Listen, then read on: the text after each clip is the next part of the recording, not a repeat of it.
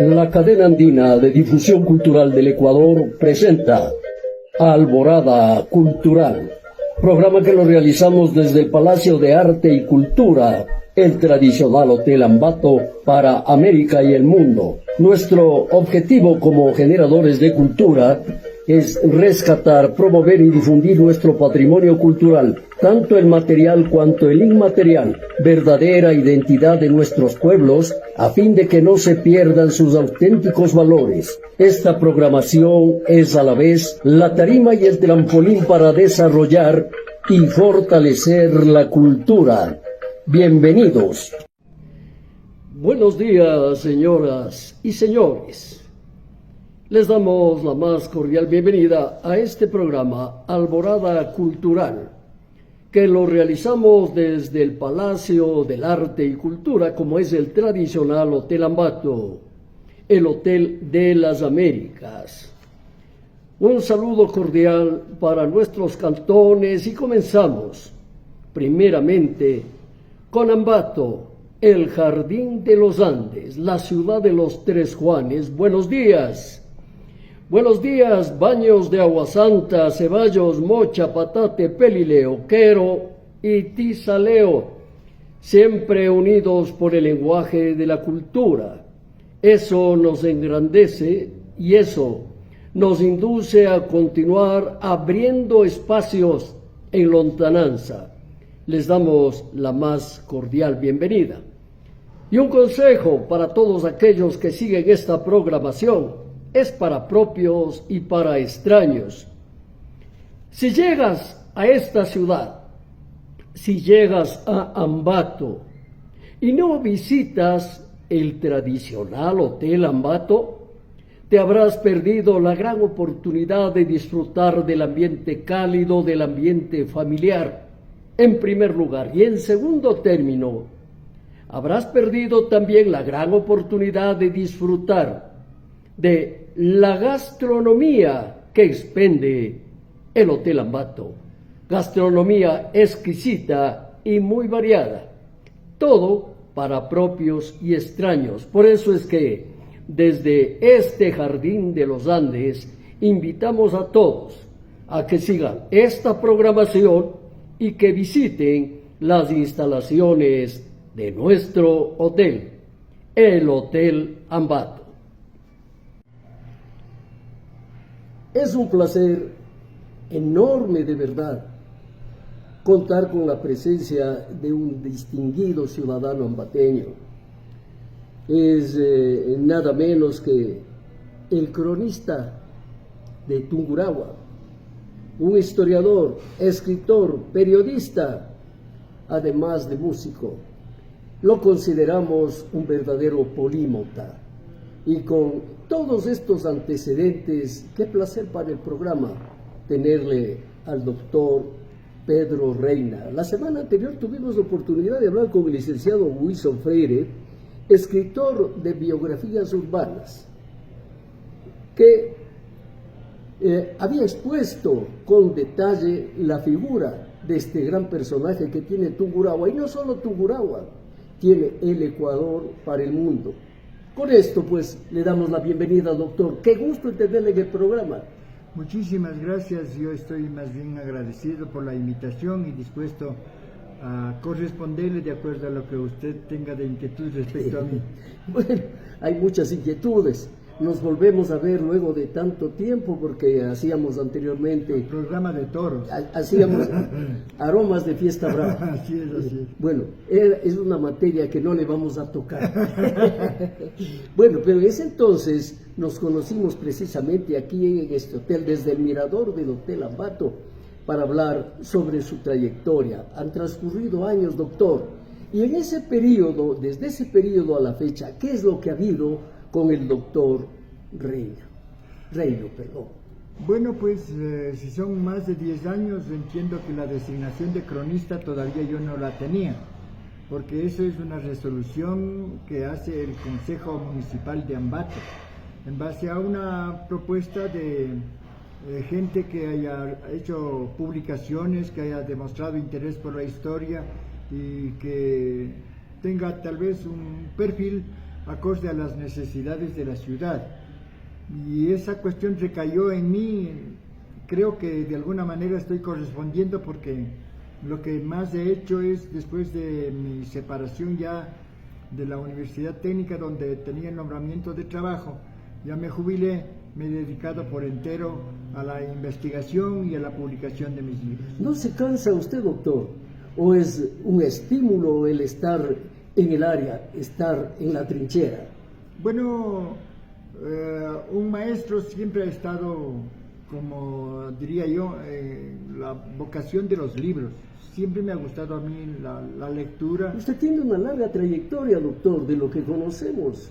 Bueno, la vida que me ha dado, creo que yo la he sembrado, la he fecundado de alguna manera, y se ha hecho algunas actividades dadas las potencialidades que la naturaleza me ha puesto. Yo no quiero desaprovechar esa oportunidad, a pesar de que también he tenido periodos de receso por situaciones de salud.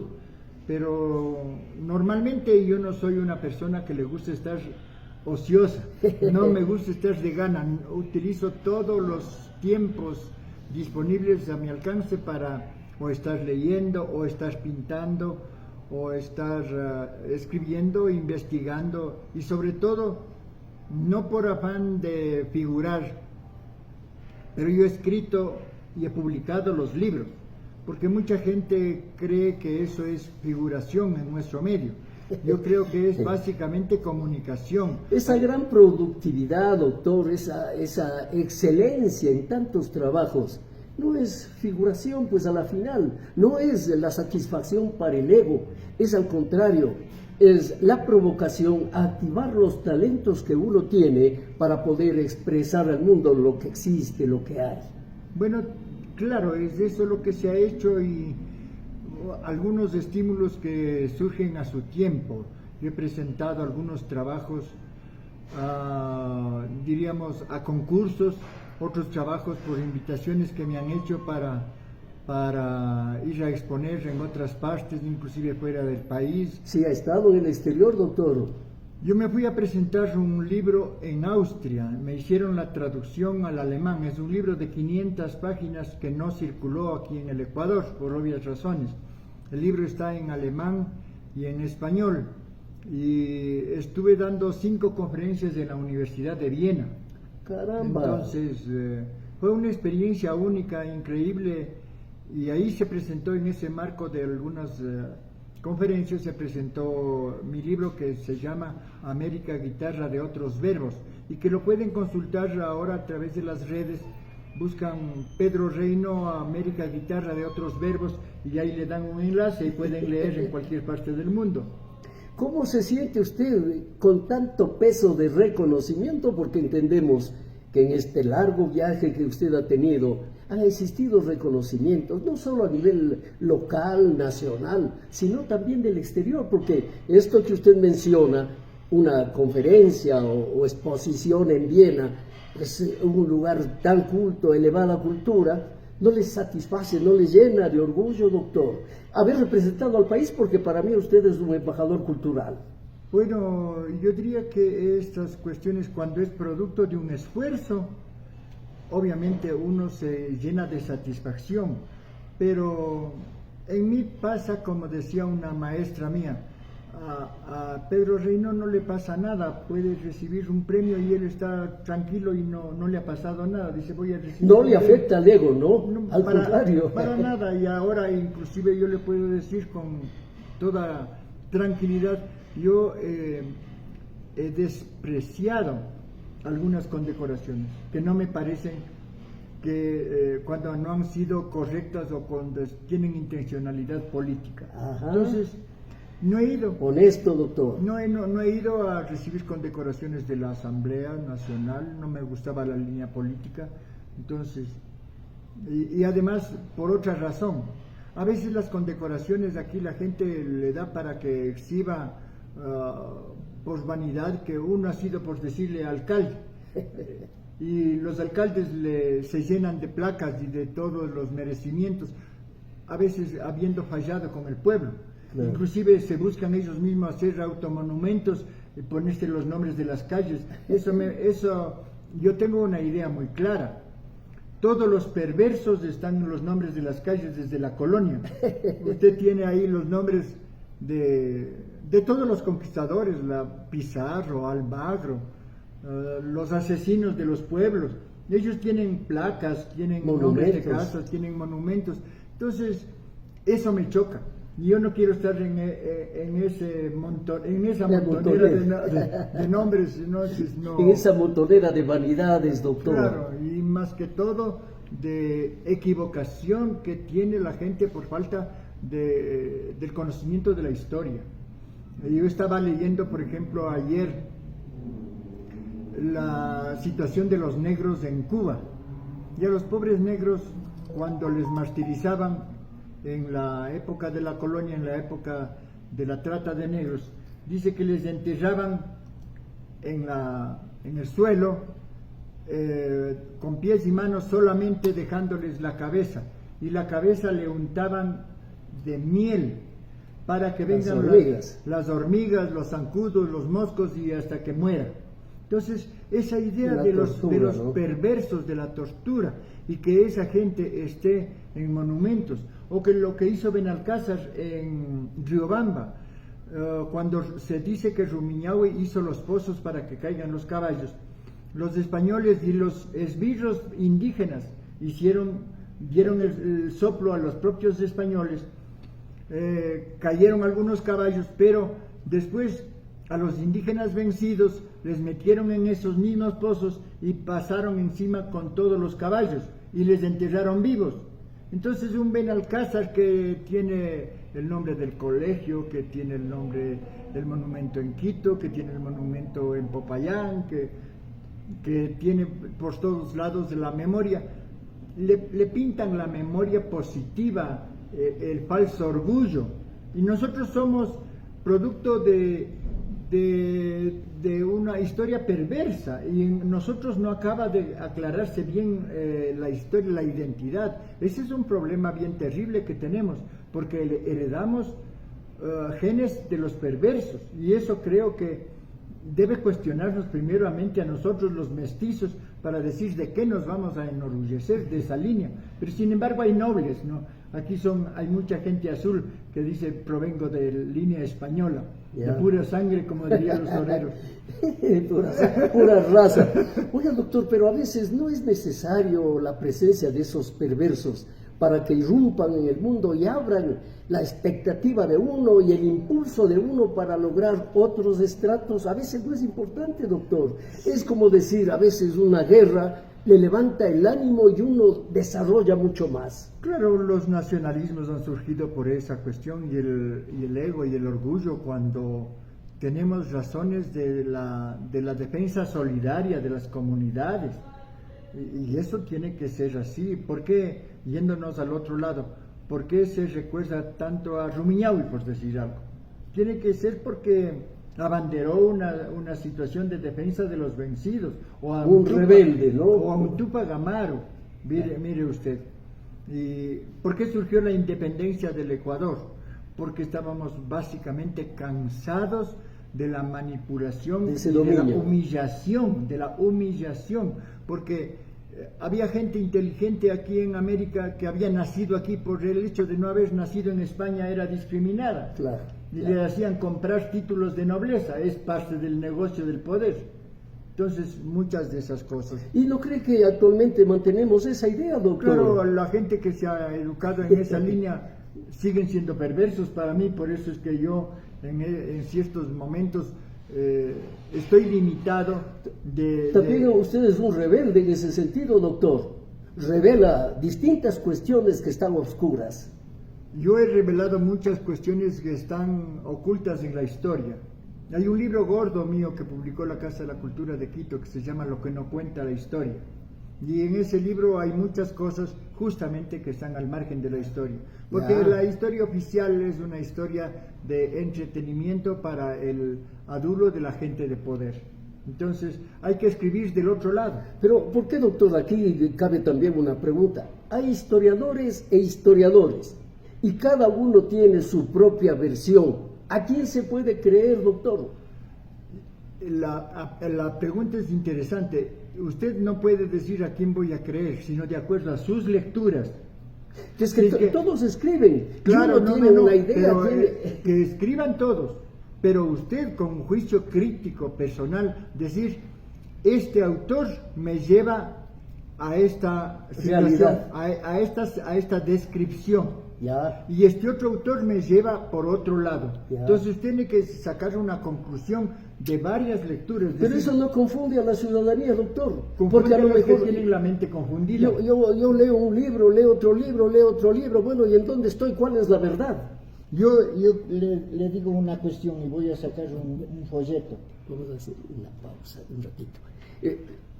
Vamos a hacer una pequeña pausa, bueno, para refrescarnos el gaznate, como dirían algunos, por favor.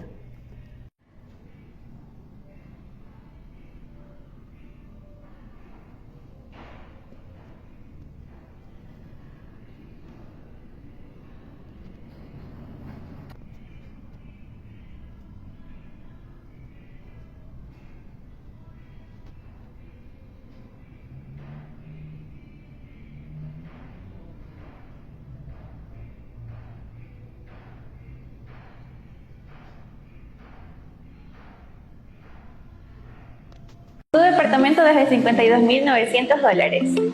En Piazza Roma contamos con suites y departamentos de 1 y 2 habitaciones, los mismos que cuentan con amplios espacios y acabados de primera.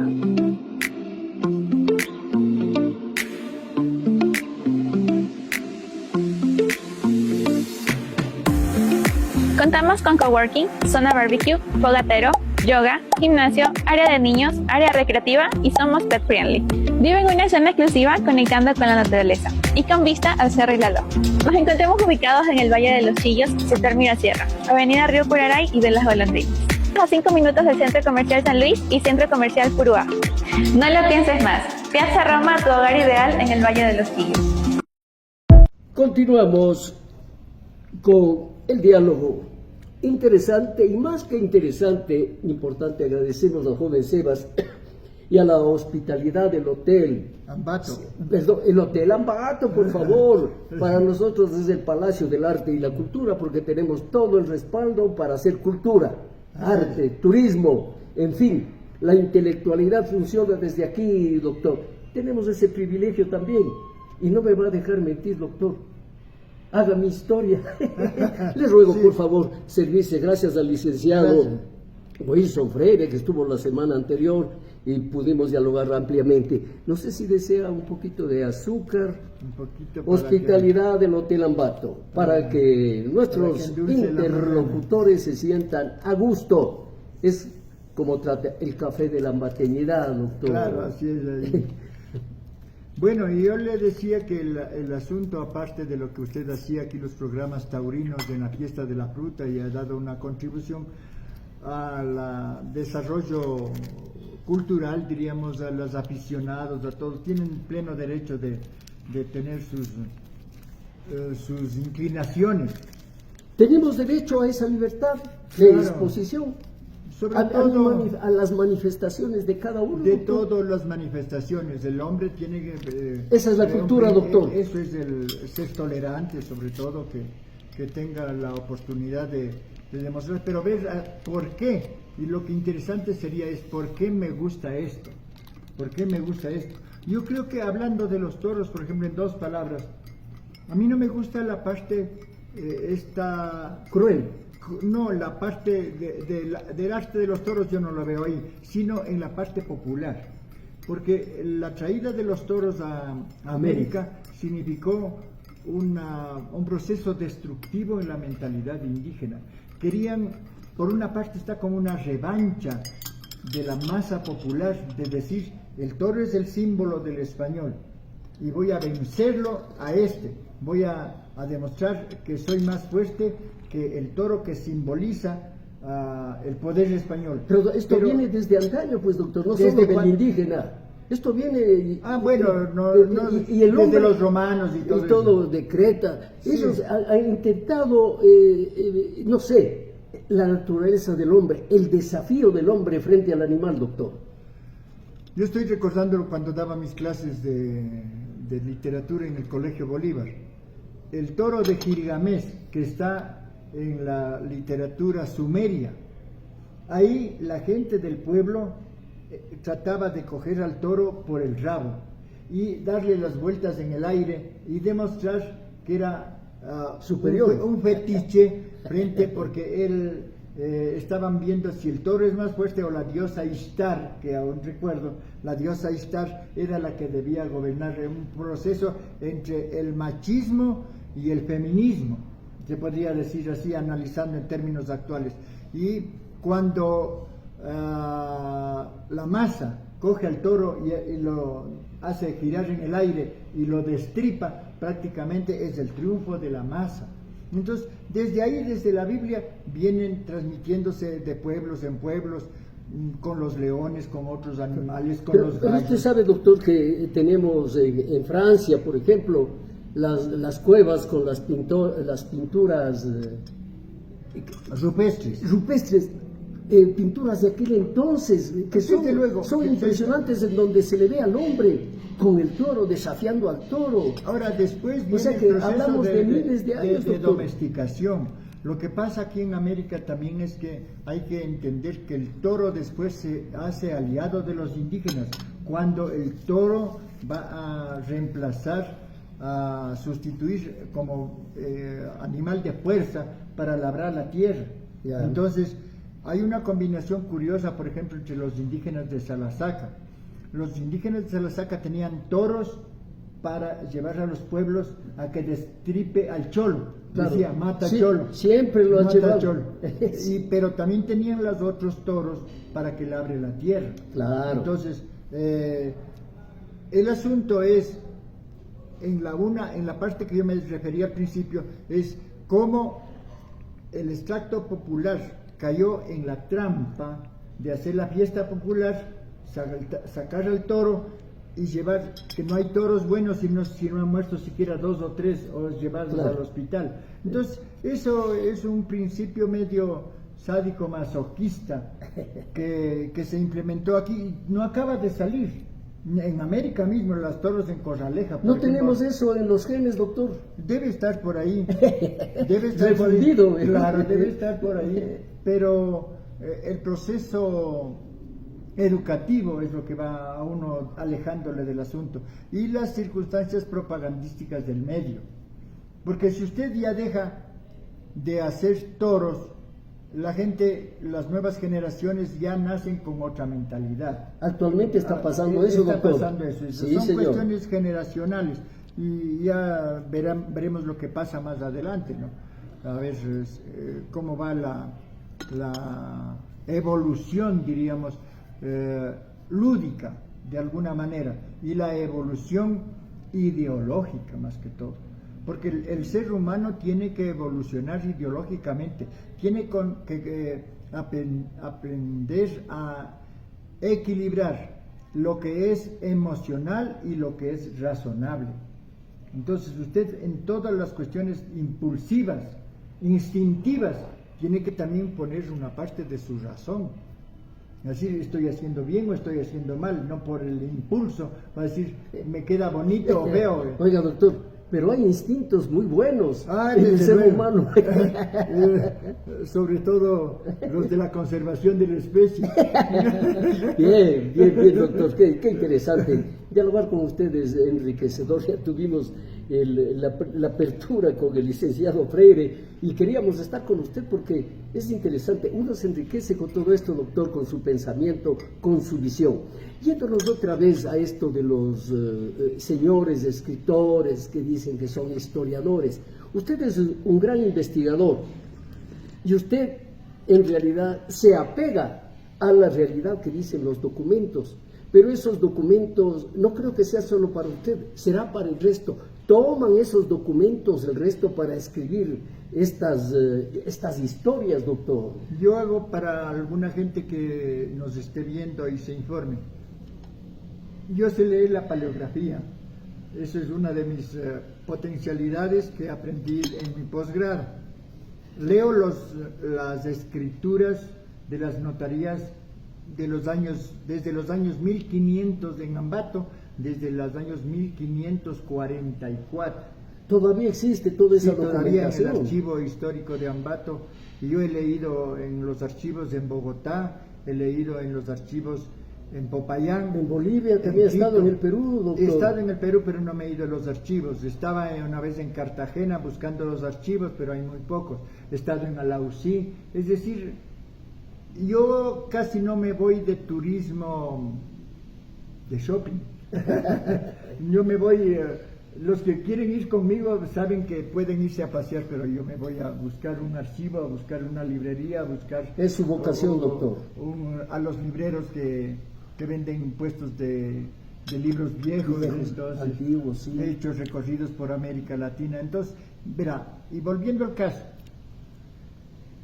uno lee el documento, ¿Ya? el documento original, y usted encuentra, diríamos, información de acuerdo a su interés. Para interpretarlo a mi modo. No es que todo el lector, eso lo que usted acaba de decir, es la realidad. Entonces, no es que todo lector interpreta, diríamos, equilibradamente. Inclusive hay autores que ocultan. Claro. Ocultan. Yo fui a una experiencia en La Tacunga a presentar mi novela Mazorra. Entonces, la novela Mazorra, y estaban ahí con la idea de poner el nombre de una calle a Baltasar Carriero y a Solano de la Sal, que fueron los destructores de las comunidades indígenas, tenían las haciendas por el lado de la laguna del Quilotó. Ya. Entonces, cuando los historiadores de Quito estaban ahí con el finado Julio César Trujillo, estaban orientando la exaltación a los dos que han venido a sacarnos de la civilización. Yo había regresado recién de Bogotá y escribí una de mis novelas más fuertes, más duras, que después de Huasipungo han dicho que es una novela muy terrible, con más de 300 páginas. Se llama Mazorra, las voces de mis calaveras. Entonces les dije, con el perdón de los historiadores, pero yo acabo de regresar de Bogotá, está publicado el libro, donde aquí dice que no ha pasado nada con la movilización que hicieron estos hacendados, saqueando toda la provincia de Cotopaxi y las zonas de Quizapincha y de Píllaro. Se fueron llevando borregos, cuyes, caballos, conejos, mulas, y saqueando las casas de las haciendas, haciendo ese saqueo, utilizando a los propios indígenas de las zonas de los alrededores del Quilotó, y se llevaron, y aquí en Quizapincha dejaron una mortandad de gente, 200 indígenas muertos en Quizapincha, otros 400 en Píllaro, botados en las quebradas. Y dije, y ustedes van a poner el nombre de las calles adorándole en las placas, pongan nomás, pero esta es la historia. Yo les digo, aquí traigo, está en este libro, y les he puesto el documento. Abandonaron la sala muchos y la gente en el público me gritó, esa es la verdadera historia, no sean mentirosos lo que nos vienen a contar. Eso le cuento como experiencia vivida en la tierra que usted mismo me está entrevistando. Entonces, mire usted cómo es la orientación ideológica que trae el investigador. Si hay un investigador, llamemos en dos palabras, un investigador manipulador, hace la historia manipulando. Si tengo una mentalidad política. Claro, y además de derecha o de izquierda. De derecha o de izquierda. Y si tiene una mentalidad liberadora, ha de sacar el provecho de la información que tiene. Y eso es lo que yo he hecho en muchos de mis libros, poner el otro lado de la historia. Todo lo que usted ha leído y dice que le confunde, pues sí, es para eso mismo, para que confunda y para que crea, de tanto que lee tanto libro. Pero escribir del otro lado, como en este caso, la historia omnisciente y el supuesto socialismo inca. Desde Alemania nos dijeron que los incas eran socialistas, no dijeron que eran imperio. Y a nosotros nos hacen tragar el cuento que el incario era bueno, que imagínese la masacre de Yaguarcocha. ¿Cuántos? 40.000 creo que dice que se fueron masacrados en Yaguarcocha, que se tiñó de sangre. Claro. Y entonces, y nosotros, viva los incas. Todos representando a los incas, poniendo monumentos a Huayna Cápac, poniendo monumentos a Atahualpa, poniendo monumentos a Huáscar, sin saber a quién orientar nuestra devoción histórica, diríamos así. Entonces, todo eso es bastante... No es servilismo y complejo, tal vez, doctor, bueno, para aceptarlo, todo esto. Yo creo que es manipulación ideológica en general. Por eso es que la literatura permite zafarnos del esquema oficialista que ha manejado siempre la historia oficial en todos los países, y sobre todo porque ha sido una historia de intereses de clase, de las oligarquías. ¿Quién publica un libro? Yo tengo que hacer una serie de esfuerzos porque el municipio no me quiere publicar. Hoy me preguntaban sobre un libro de la masacre de Leito en Patat. Ese libro fue publicado por el municipio de Patat, pero que de lo que yo sé, vinieron agentes de ese libro no circula, y ahí está encartonado. Aquí en el Consejo Provincial, a los 20 años recién vienen a sacar paquetes de los libros que yo publiqué sobre memorias de Píllaro colonial y Patata en el siglo XVIII. Ahora, a los 20 años, porque está publicado en el año 2002. Eso es lo que pasa con los que mantienen el poder y manipulan. Por eso yo prefiero ahorita... Tratan de sepultar la verdad, doctor. Yo regalo los libros a los que interesan, no a los que me desprecian, porque hay gente que coge mis libros y va votando donde que están sentados. Así es la sociedad, y ese es el complejo. No toda la gente es culta. Indudablemente. Oiga, doctor... Ya me está haciendo hablar de más. Le ruego que no le den otro whisky al doctor, porque ya está hablando la verdad. Aquí estamos dando el caldo de la verdad, doctor, para que nos cuente cómo mismo es la historia, cómo mismo es la vida. Un referente del ser humano, ¿cómo le puede ver usted al ser humano? Porque hablamos de instintos, hablamos de inteligencia, podemos hablar de lógica, podemos hablar de posiciones, pero ¿cómo le ve usted al ser humano? El ser humano es el más peligroso de los animales. Chusa. Somos el lobo del hombre. Indudablemente, porque, ¿cómo le digo? Usted ve la historia de la humanidad, es una historia de guerras, de enfrentamientos. ¿Qué estudia usted en historia? ¿Cómo ha luchado un pueblo contra otro? No, casi no más que muy pocos dicen cómo ha evolucionado las culturas, salvando un poco, inclusive ni tanto, el caso de los griegos. Los griegos siempre estuvieron predispuestos a la filosofía, la cultura, ¿no? A la cultura, a hablar de la democracia, a hablar de los mitos, de educarse según el teatro griego, de todo esto. En Roma casi no hay eso. Vemos el circo romano y todo el fútbol en vez de los toros. Entonces, oiga, pan y circo para el pueblo. Para el pueblo, ¿no es cierto? En España, ¿qué puedo decir? Bueno, como son un conglomerado de culturas, ¿no? Microculturas, así como nosotros, entonces casi que no más que no ha destacado, excepto lo de los toros que ha venido a universalizarse. Pero la historia de la humanidad es esa, entonces es historia de confrontaciones, de guerras. Mire usted la lucha en la Ilíada, sí. Pero también tienen la Odisea, que es una cuestión muy hermosa, ¿no? O las historias de Virgilio, que yo estudié. Doctor, aquí hablando, el ser humano tiene su propia naturaleza y por lo tanto nunca se sabe cómo va a actuar. Quiero referirme, por ejemplo, a los políticos. Ellos juran ante Dios y ante todo el mundo su honradez, que tienen valores, que han sido bien educados en su hogar, etcétera, etcétera. Pero aquí viene la naturaleza humana. Cuando tienen la oportunidad de enriquecerse, lo hacen, no importa qué costo. Y se acaba mi moral, se acaba mi ética, se acaba mi formación y valores, doctor. Sobre todo en los últimos tiempos estamos nosotros abocados a esta atmósfera. En semiótica se dice a esta semiósfera de la falacia. La ambición. La ambición, siempre el llegar al poder ha sido una de las caras aspiraciones de supuestos caudillos. Y continúa siendo, Y doctor. continúa siendo. Mire usted la cantidad de candidatos para presidente del Perú. Creo que son 34, ¿no?